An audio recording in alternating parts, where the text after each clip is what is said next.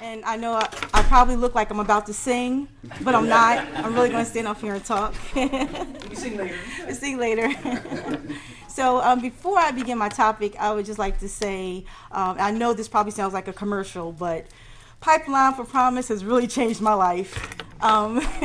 In so many ways, they has given me a direction. My field is human services, and I wasn't too sure where I was going to go with human services.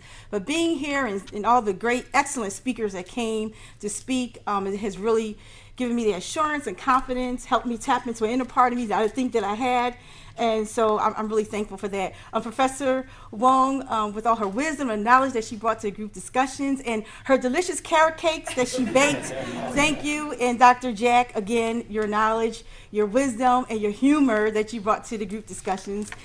And Tim, for the tokens and those train tickets that you've been giving out to us each week, I thank you. I'm going to miss that. And I have to say thank you to Liz Noel, who was the one who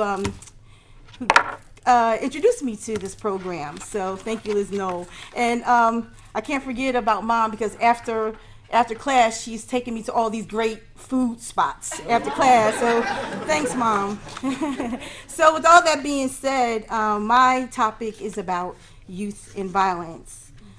Violence statistics show youth between the ages of 12 and 24 are most likely grouped to be victims of a violent crime.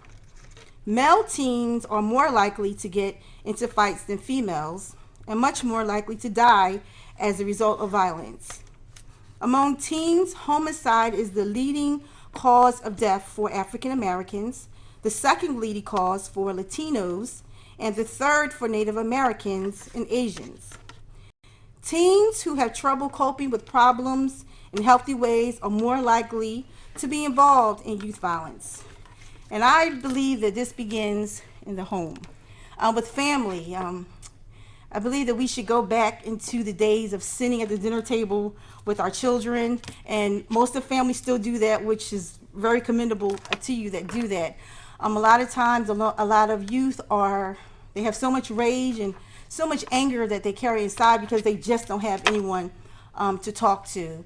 There's no one there to help them with their issues. So they go into school and they take out their emotions on the teachers and their emotions on their classmates. So it's really good that we have mentors that stand in a gap for children that come from a single parenting home or just have parents that just aren't responsible. And how can children learn to be responsible if they don't have anyone to model responsibility from? So there was an incident in Rhode Island, which this is happening everywhere now. A youth assaulted innocent bystander while his friend actually had the video camera and took a video of it. Then there's another incident where they have this knockout game where young people are just sneaking up behind innocent bystanders and they punch them so hard and they fall down. And it just makes you think and wonder, like, where is this coming from? Where's this rage coming from?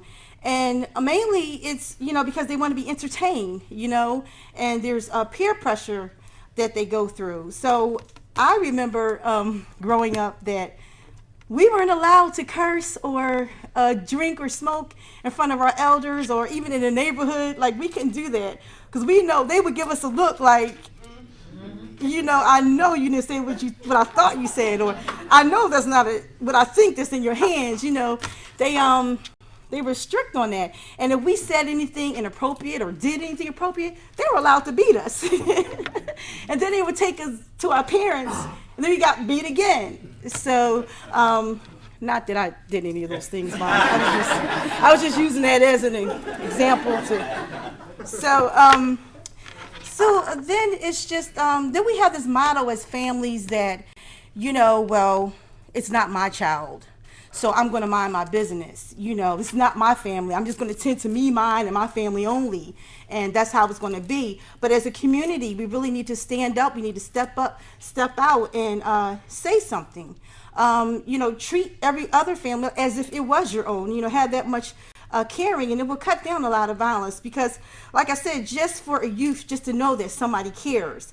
And when you say, I'm going to mind my own business, it just shows, again, to that youth that no one cares. I can go out and keep, vandalizing or keep, misbehaving or doing what I'm doing because no one cares. No one says anything. So times have changed. So I believe we need to go back into that, that strict and that strong, that's strict and that strong discipline, is what I'm trying to say. We need to go back to that discipline. We need to open up more afternoon programs, summer programs, so that our youth can have somewhere to go after school. They can have somewhere to go during the summer so they don't have to be out in the street starting trouble. So I could get long-winded, so that's my time. But just to know that we want to just step out, stand up for our youth to cut down the violence. Okay, thank you.